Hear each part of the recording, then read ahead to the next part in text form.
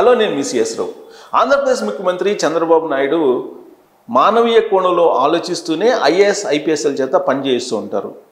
ఆయన హయాంలో ఐఏఎస్లు కానీ ఐపీఎస్లు కానీ అవార్డులు రివార్డులు అందుకున్నటువంటి వాళ్ళు చాలామంది ఉన్నారు. అంతేకాదు ఆర్బీఐకి చైర్మన్గా చేసినటువంటి ఐఏఎస్ అధికారి సుబ్బారావు కూడా అనేక సందర్భాల్లో చంద్రబాబు నాయుడు పరిపాలన గురించి, చంద్రబాబు నాయుడు యొక్క చాకచక్యం గురించి చాలా సందర్భాల్లో ప్రస్తావించారు.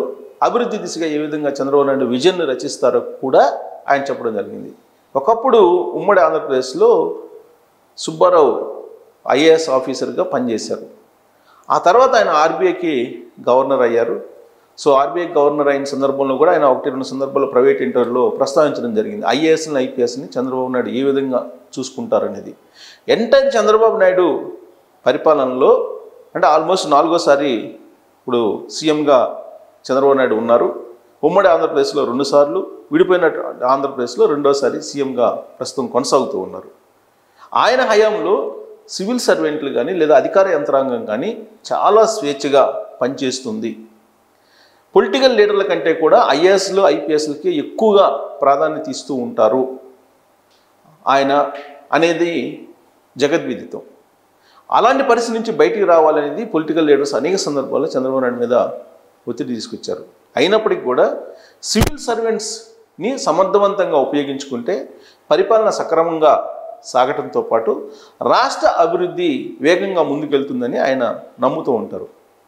అందుకే వాళ్ళకి కావాల్సినటువంటి సౌకర్యాలు లేదా వాళ్ళకి ఉన్నటువంటి అవసరాల దృష్ట్యానే ఆయన నిర్ణయాలు తీసుకుంటారు. అలాంటి వాటిల్లో ఒక సంఘటన మీ దృష్టికి తీసుకొస్తాను. తాజాగా జరిగింది.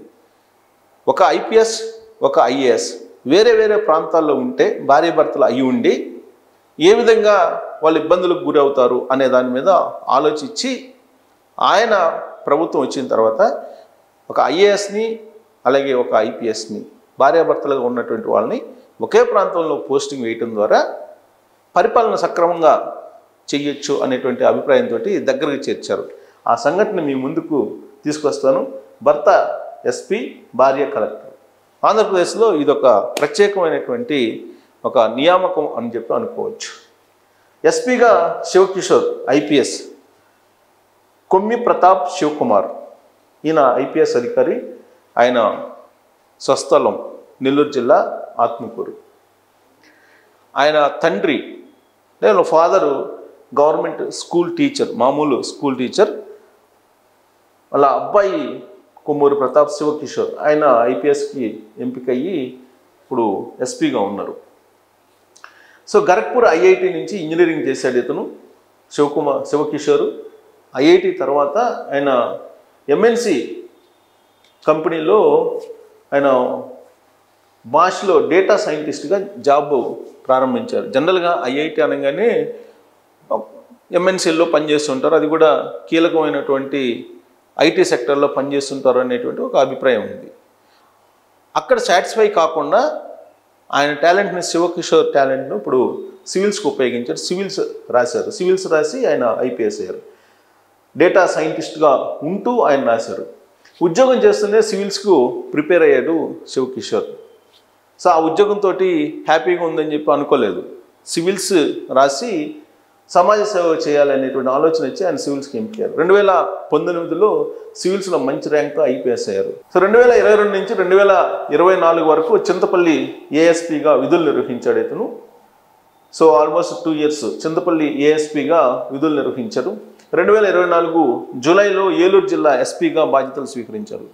లేటెస్ట్గా చంద్రబాబు నాయుడు ఆంధ్రప్రదేశ్ ముఖ్యమంత్రి అయిన తర్వాత జరిగినటువంటి బదిలీల్లో ఆయన్ని ఏలూరు ఎస్పీగా నియమించారు. పెద్దిటి దాత్రి రెడ్డి ఐఏఎస్ అధికారి. ఈమె పెద్దిటి దాత్రి రెడ్డి ఐఏఎస్ అధికారి. స్వస్థల యాదాద్రి చౌటుప్పల్ మండలం గుండ్లబావి గ్రామం. ఉమ్మడి ఆంధ్రప్రదేశ్లో ఒకే రాష్ట్రం కింద ఐపీఎస్ తీసుకోవచ్చు, కానీ విడిపోయిన ఆంధ్రప్రదేశ్ కాబట్టి ఐపీఎస్ ఏమో ఆంధ్ర, ఐఏఎస్ ఏమో తెలంగాణ అనుకోవాలి. సో స్వస్థల యాదాద్రి చౌటుప్పల్ మండలం గుండ్లబావి గ్రామం ఉంది. పెద్దిటి దాత్రి రెడ్డి ఈవిడిది. సో ఐఐటి ఖరగ్పూర్లో ఇంజనీరింగ్ పూర్తి చేశారు దాత్రి. ఆ తర్వాత డాయిష్ బ్యాంకులో ఇన్వెస్ట్మెంట్ బ్యాంకర్గా జాబ్ చేస్తూ సివిల్స్ ప్రిపేర్ అయ్యారు. సో ఐఐటి ఖరగ్పూర్ అయిపోయిన తర్వాత దాత్రి ఒక జాబ్ చేస్తూ డాయిష్ బ్యాంక్ అనేటువంటి ఇన్వెస్ట్మెంట్ బ్యాంకర్గా జాబ్ చేస్తూ ఆమె సివిల్స్ ప్రిపేర్ అయ్యారు. 2019లో ఐపీఎస్ వచ్చినా కానీ మరోసారి సివిల్స్ రాశారు. 2019లో ఐపీఎస్కి సెలెక్ట్ అయ్యారు. శివ కిషోర్ సెలెక్ట్ అయినప్పుడే ఈవిడ కూడా సెలెక్ట్ అయ్యారు ఐపీఎస్కి. అయితే ఆవిడ అంతటితో సాటిస్ఫై కాలేదు, మరోసారి సివిల్స్ రాశారు దాత్రి. 2020లో సివిల్స్లో మంచి ర్యాంక్తో ఐఏఎస్ అయ్యారు. సో ఐపీఎస్తో సాటిస్ఫై కాకుండా ఐఏఎస్ అయ్యేందుకు కృషి చేసి దాత్రి విజయం సాధించారు. ట్రైనింగ్ తర్వాత ఒడిషా క్యాడర్కు యూపీపీఎస్సీ ఆవిడ్ని కేటాయించారు. ఆ తర్వాత 2021లో ఏపీ క్యాడర్ ఐపీఎస్ కొమ్మి ప్రతాప్ శివకిషోర్తో వివాహం జరిగింది ఈవిడికి. సో బహుశా అక్కడ సివిల్స్ రాసేటప్పుడు లేదంటే ఐఐటి ఖరగ్పూర్లోనూ వీళ్ళు పరిచయం ఉండి ఉంటారు. 2021లో ఏపీ క్యాడర్ సంబంధించినటువంటి ఐపీఎస్ అధికారి శివకిషోర్ తోటి వివాహం జరిగింది దాత్రి రెడ్డికి. సో ఖరగ్పూర్ ఐఐటిలో కొమ్మి ప్రతాప్ శివకిషోర్ అలాగే దాత్రి క్లాస్మేట్స్ వీళ్ళిద్దరు. సో అక్కడ ఐఐటి ఖరగ్పూర్లో పరిచయం కాస్త వివాహం దిశగా వెళ్ళింది. సో భర్త కోసం 2022లో ఒడిషా నుంచి ఏపీ క్యాడర్కు ట్రాన్స్ఫర్ అయ్యారు.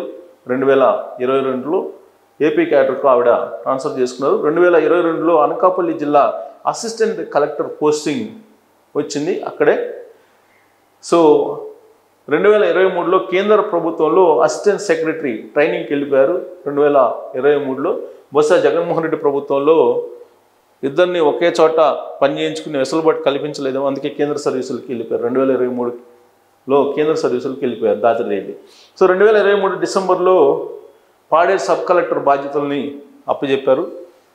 అప్పటి నుంచి సబ్ కలెక్టర్గా పాడేరులో ఉన్నారు.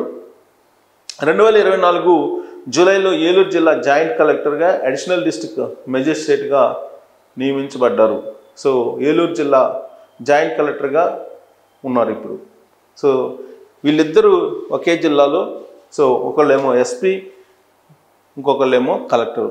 సో వీళ్ళిద్దరూ ఒకే చోట జాబ్ చేస్తున్నారు, ఒకే చోట పోస్టింగ్, ఒకే జిల్లాలో, ఒకే చోట కన్నా కూడా ఒకే జిల్లాలో భర్త ఎస్పీ భార్య కలెక్టర్గా ఉండడం అనేది కొంత అరుదైనటువంటి ఒక నియామకంగా చెప్పుకోవాలి. అది కూడా చంద్రబాబు నాయుడు ప్రభుత్వంలోనే ఇది కనిపిస్తూ ఉంది. అందుకే చంద్రబాబు నాయుడు అధికారులకు ఎక్కువగా ప్రయారిటీ ఇస్తూ ఉంటారు.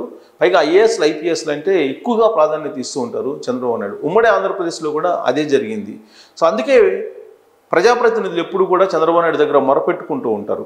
ఐఏఎస్లు ఐపీఎస్ల కన్నా కూడా ప్రజాప్రతినిధులకి క్షేత్రస్థాయిలో ఉండేటువంటి సమస్యలు తెలుస్తూ ఉంటాయి. ఐఏఎస్ ఐపీఎస్లు ఏం చెప్తే అది చంద్రబాబు నాయుడు వినేవాళ్ళు, వింటారు అనేటువంటి అభిప్రాయం కూడా ఉంది. కానీ ఈసారి మారినటువంటి చంద్రబాబు నాయుడు ప్రజాప్రతినిధులకే ప్రాధాన్యత ఇవ్వాలి. ఆ నియోజకవర్గాల్లో కానీ లేదంటే వాళ్ళు ఎమ్మెల్యేలుగానో లేదంటే ఇతరత్ర పదవుల్లో ఉన్నటువంటి వాళ్ళకి సమస్యలు తెలుస్తాయి అనేటువంటి విషయాన్ని గ్రహించారు అనేది కూడా వినిపిస్తుంది. అందుకే అధికారులకు ప్రాధాన్యత ఇస్తూనే ప్రజాప్రతినిధులు కూడా ఈసారి ప్రాధాన్యత ఇస్తున్నారు అనేటువంటి అభిప్రాయం చంద్రబాబు నాయుడు మీద ఉంది. అయితే తొలి నుంచి ఆయన్ని సివిల్ సర్వెంట్స్ చెప్పేటువంటి వినేటువంటి ఒక సీఎం అనేటువంటి పేరు కూడా ఉంది. ఎక్కువగా వాళ్ళతో ఇంటరాక్ట్ అవుతూ ఉంటారు. సాధారణంగా ఐఏఎస్లు ఐపీఎస్లే ఎక్కువగా ఇన్నోవేటివ్ ఐడియాస్ తోటి ఉంటారు కాబట్టి చంద్రబాబు నాయుడు కూడా వాళ్ళతోటే ఉంటూ ఉంటారు. ఎక్కువగా వాళ్ళతో ఇంటరాక్ట్ అవుతూ ఉంటారు, వాళ్ళతోటే సమీక్ష చేస్తూ ఉంటారు, వాళ్ళు ఇచ్చేటువంటి ఇన్పుట్స్ని ఎక్కువగా తీసుకుంటూ ఉంటారు.